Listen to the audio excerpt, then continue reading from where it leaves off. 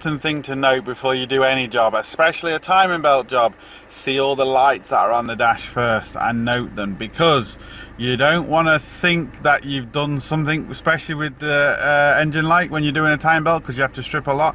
And also you want to let the customer know, so you know what it was like, so they can't blame you for the engine light on. Sorted.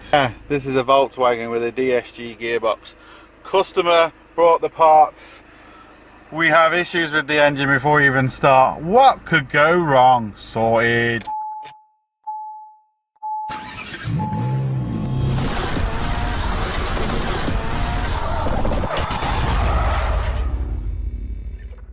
Timing belt today on this 2010 Passat. This is the 2-litre TDI. And if you like our channel, if you like what we do, please consider subscribing us and supporting us. Click all the links and all the bells down below, and you'll see all our new videos. Right, so what we're going to do, we are going to do a timing belt and water pump on this. The customer complaint is that it is leaking, and I've been told that the water pump is leaking, and what the customer has decided to do, which is best, is just replace the whole timing belt, water pump, and absolutely everything, because it's the best thing to do.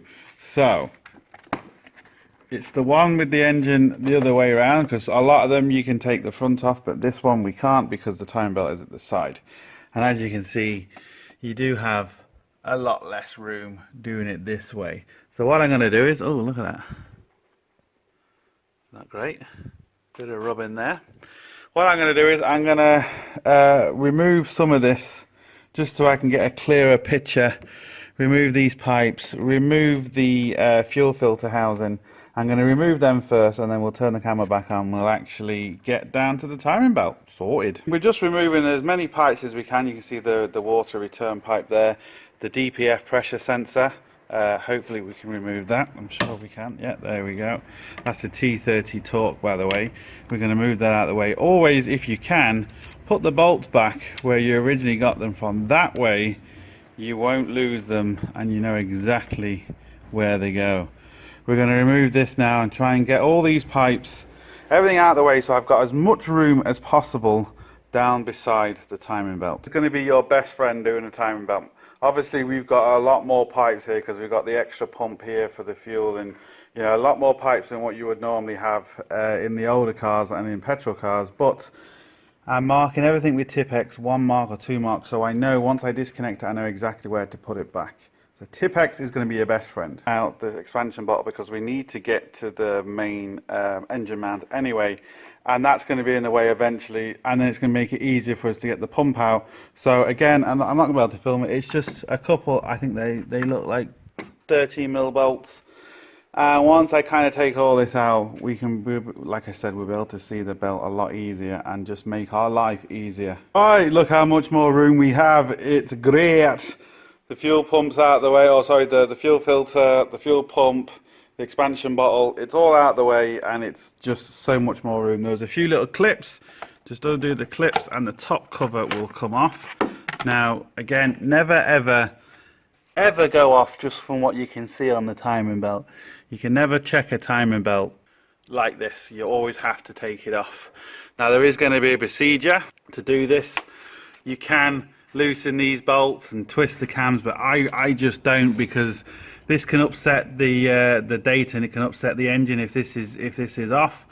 You can put it back on if you're looking at the live data and you know you do a few things, but honestly you just struggle for a few minutes trying to get the belt on with all the pulleys in the same place.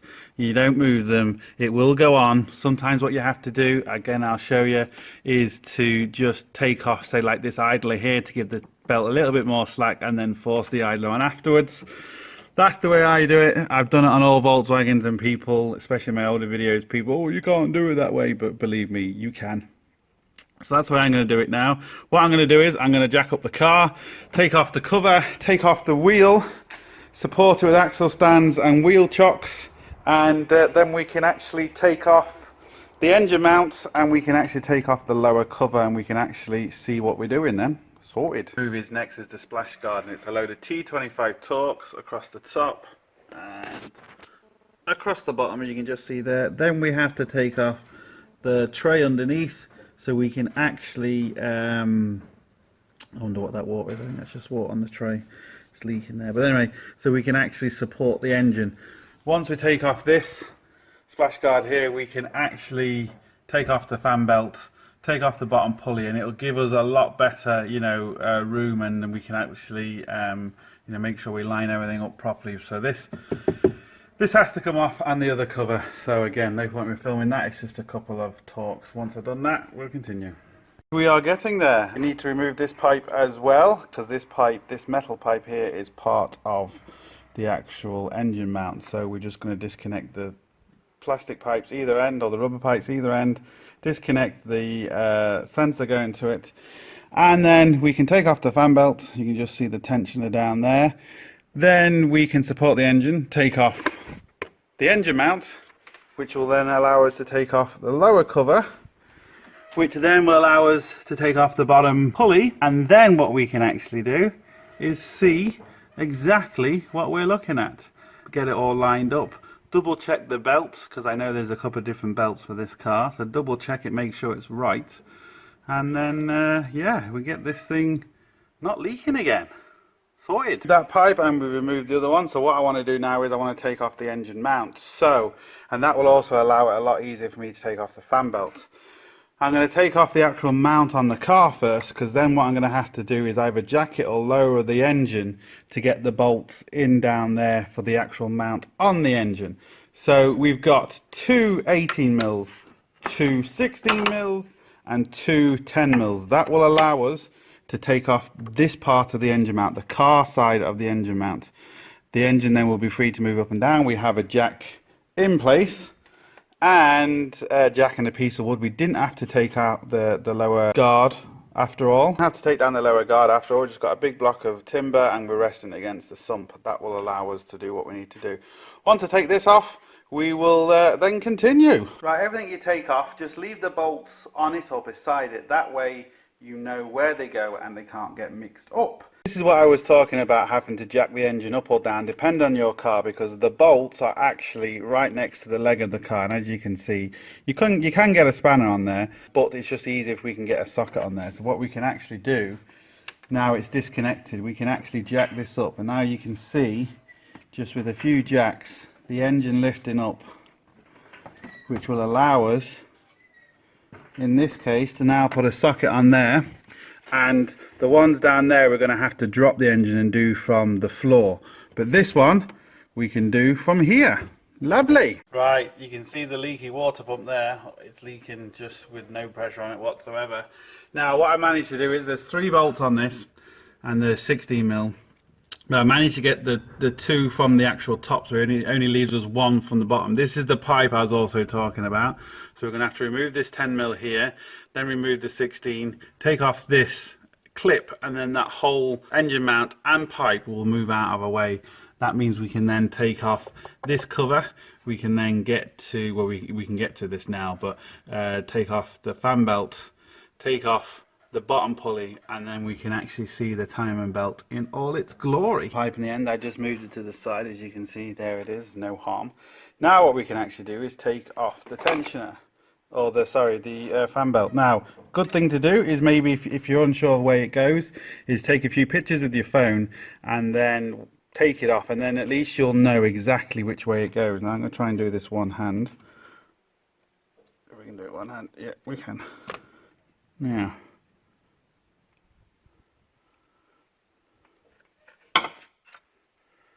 there we go. It's the fan belt off. So now what I need to do, take the bottom pulley off, and then we can take off this cover, the bottom cover, and we can see exactly what's going on with the belt or the water pump or whatever, but we can see it. This is where a really good powerful impact comes in. So we've got some splines, M10 splines, or if you're American, triple squares, M10 anyway. And because we've got a good powerful gun, these will just come off really easy.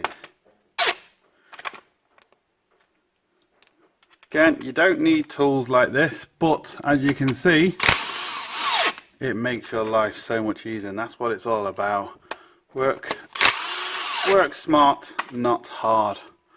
Now, There we go. Now we can see the bottom pulley. So take off 1, 2, 3, 4. I think there's another 2 at the top, so maybe 6, 10 mils. You can see there. Let's look how bad that is. And then the covers are off, and we'll see exactly what's going on. Right, look at that. The dog can see the rabbit. You can see exactly where it's leaking from, and all the lovely stuff it's left behind. So we're going to replace that all. No more leaking. Get this thing running, and then job's a good one. But just look at the state of it. Looks like it's been leaking for a while. But anyway, we'll get it sorted. Won't be an issue. Right, we got the bottom locking pin in, and I always like to mark it just in case. I normally mark it at the bottom, but I can't because, as you can see, it's all dripping, and no matter what I do, no matter how much I clean it, it's still going to be dripping. So I got it in, and I put 2 marks either side. You can see the pink marks there that I've put at the side. The top, same again, put the mark in. Now, very simple, drill bits. Very, very simple. There is special pins for it, but drill bits, the right size drill bits just work just as well. Now, it also does say on the old instructions that, or on my computer should I say, that there is a mark for the pump. Now I know people can say, well, it's a high pressure pump, you don't need it. I've just stuck a pin in there or a drill bit in there because there is a mark on the sheet, so hey, why not? I mean, it's not a big deal at the end of the day now, is it? And I've also marked it there as well, and marked it at the bottom, as you can just see there. So what I'm going to do now is just loosen this 13 mil off, and we can get the belt off. Right, it was actually a 15 mil, but this seems a bit seized. I can't.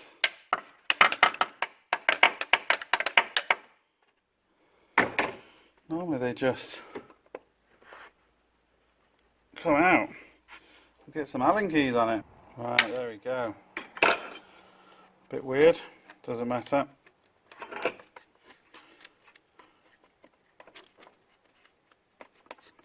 Now just let me, I'm not going to be able to do this one-handed, just let me get this belt, well I might be able to if I can get it off there. Will it come off there? On the bottom? No, just let me get this belt off, and then yeah, we're good to go. Right, what did I say at the beginning? I'll give you all the time in the world. You might want to pause this for 10 minutes and you know, see if you can spot the difference. Yeah, wrong kit. Completely and utterly the wrong kit. I know belts stretch a little bit, but they don't stretch that much. Not that I've ever seen. Well, they might, but they certainly, the engine doesn't run very well. So there we go. Completely and utterly the wrong kit.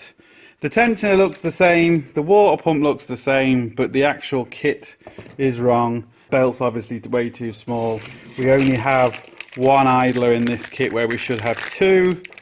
And yeah, I mean, the water pump and the tensioner are most probably the same. I'm not even going to try because at the end of the day it's the wrong kit, but they might be the same. But yeah, so now this rolls on for another day, if not maybe even another day, depending on how quick we can get these parts. Oh, the joys. Right, 2 days later, and I'm sorry if the wind's coming in because we're in the middle of a storm at the minute, but we have the new belt. That's the old belt. This is the new belt kit. As you can see, belt's a lot bigger. We have the other tensioners I was actually talking about. The bolts, very important. The water pump was the same, and the tensioner was the actual same. But the idlers, sorry, it was the idlers that were missing. A couple of the idlers were missing, and the belt was a hell of a lot smaller. So what I'm going to do now is, if I actually survive this storm, we're going to take off this idler, take off this idler, take off that idler, and take off the water pump. I'm going to do that off camera. Be careful when you take off tensioners, because on some cars, not all cars, they have a washer behind, or sometimes they can look identical both sides, but one side sticks out more than the other, which has to go towards the engine. So just be very, very careful when you take these out, because if you get them wrong, and obviously you can't mix up this one and say this one, but you can make it out of line, and obviously it's very important that it is in line. We can also see the water pump, the rock of the water pump. Hopefully it will come through on camera here if the wind isn't causing me issues, which it is. Now, what this is down to is people just replacing the belt and not replacing everything, because the kit for this particular car is very expensive. The belt is a hell of a lot cheaper. You can see these tensioners haven't been changed in a while. That tensioner hasn't been changed in a while, but the belt has, and even the bottom tensioner hasn't.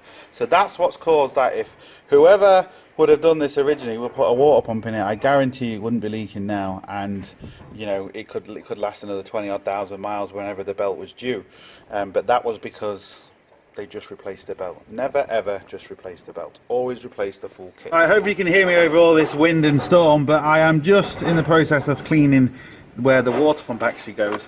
But bear in mind, you've got an idler down here and the tensioner up here. Now you get new bolts with it, but the 13mm goes down to the idler and the 14mm goes up to the tensioner. Now here's the old water pump, and you can listen to this. Hopefully it comes through on camera. Oh.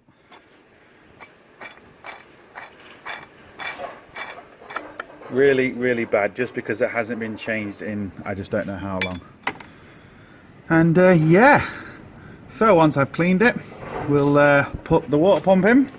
I'm going to put the idler here. I'm going to not put the idler on this one yet, and it just makes it easy to get the belt on. Right, we have the water pump in, and it's always a good idea when you put any pulleys or anything on, any tensioners, pulleys, anything, just spin it by hand to make sure it doesn't move, or it moves, it doesn't feel weird or anything like that. This one, again, all feels good. Now I might have to take this one off, because the way I'm doing the belt, I don't loosen these, and it's a little bit harder, but it makes your life a lot easier in the long run, because there is adjustment on these, but I don't do it because it can mess other things up. But when you take this and say leave this one off, the belt does tend to go on a little bit easier. Once it's on, you can actually push it down and push that in place relatively easily. I'm going to put the other tensioner on here now, and I'm going to start putting the belt on. Now I'm not going to be able to film that because obviously, you know, my hands are going to get in the way. But yeah, you get the idea. Sorted.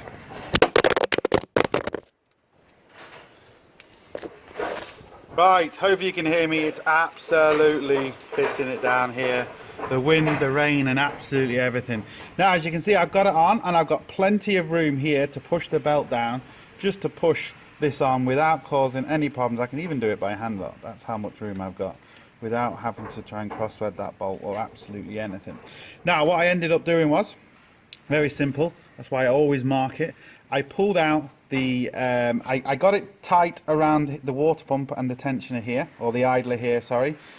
Got it down around the bottom pulley, came back up, so I got it all torqued all around from here. And the reason why you can do it is because once you get it around this pulley, it will hold itself, and then I can actually tighten it all the way down here.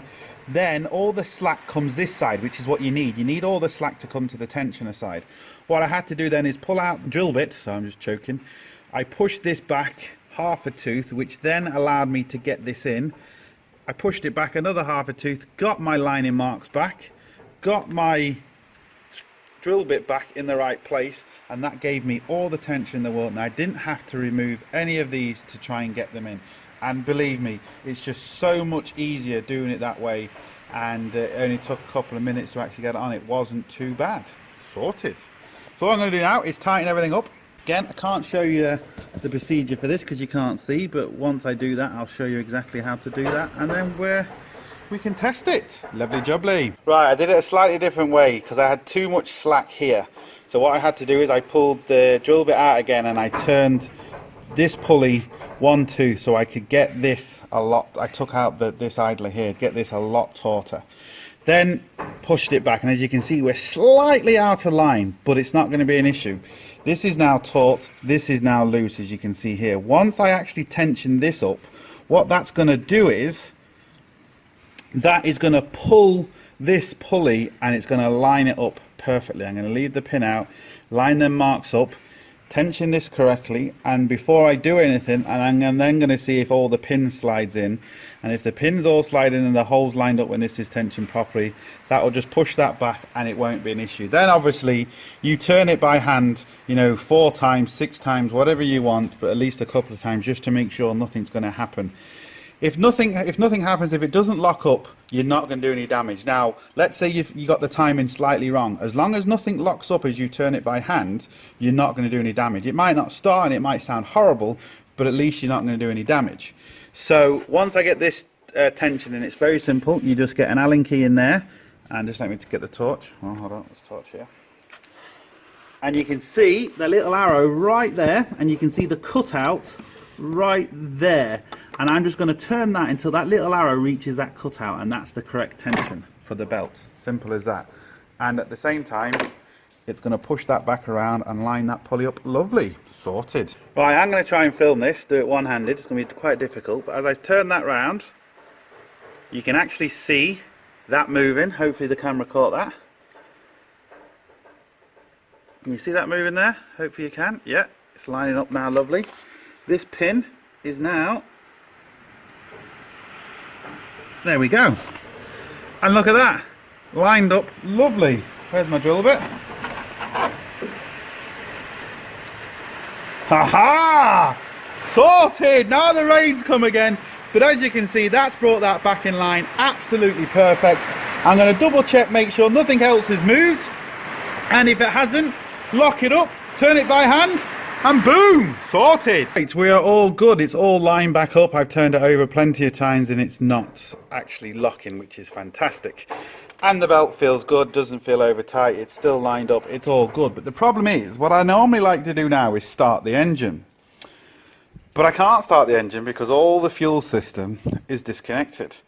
And the reason why I like to start the engine is just to make sure everything is okay before I put too much stuff back together, because if it doesn't start, it means stripping more stuff and it's just annoying. Also, what I would love to have done with this is to start it and bleed the whole radiator system before I put everything back, just to make sure there's no leaks. But again, I can't do that because of the way the water system works. So what I'm going to have to do is kind of build this back together a long way, which I really don't like doing, and then start it and then see if there's an issue. And it just makes my life harder, because if there is an issue, it means I have to take a lot more off. So I'm just going to put the bottom pulleys, the bottom covers on, the water pipe going across, the engine mount, not fully, but just the engine mount on the engine, what else, the water system, and then yeah, we'll start this and see if we can bleed it, and fingers crossed it doesn't leak. I think now we're ready to start. I still haven't connected the water system yet, because I just want to make sure this starts and sounds okay. It's just being rested by the jack, so there's no engine mount. It's just enough on to start it. I've only quickly put the fuel system on. I think I have done enough to bleed the system, but time will tell in a second. I'm just really curious to see if it will start and what it sounds like. So let me try and get my hand in.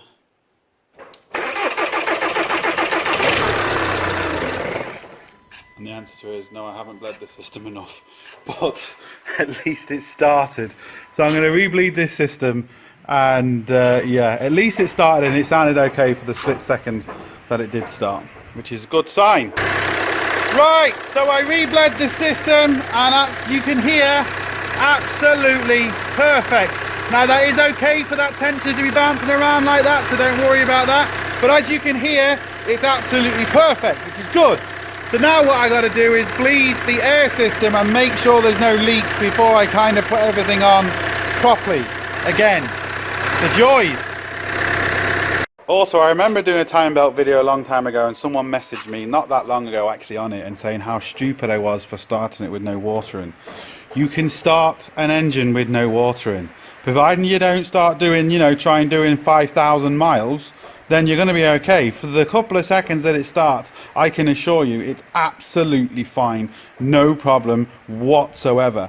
You don't want to be doing it for too long for obvious reasons, but for a couple of minutes it's not an issue. It really isn't an issue. On some modern cars it might not allow you to start it if the water system's too low, but you know, that's other cars, but it's not going to do any damage. It just kind of prevents damage.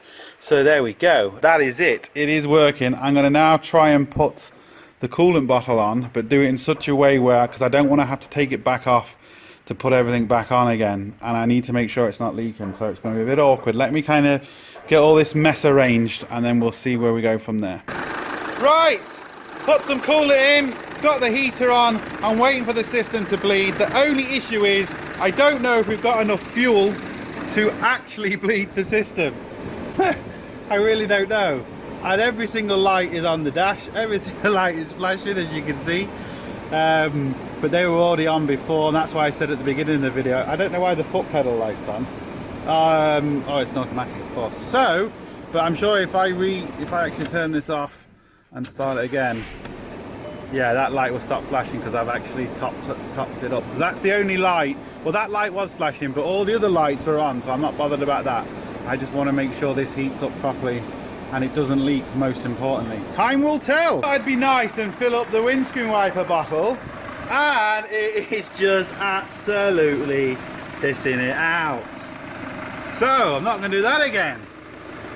Something under there. The radiator isn't leaking, or the coolant system isn't leaking, this is leaking. Just trying to get another light off the dash, so it'll be easy, and yeah, all the joys. Alright, just as I feared, we've ran out of fuel. No more fuel. I thought we would. We got fuel, we've got some lovely heat, it's circulating. I think we're good, and it's not leaking, which is more important.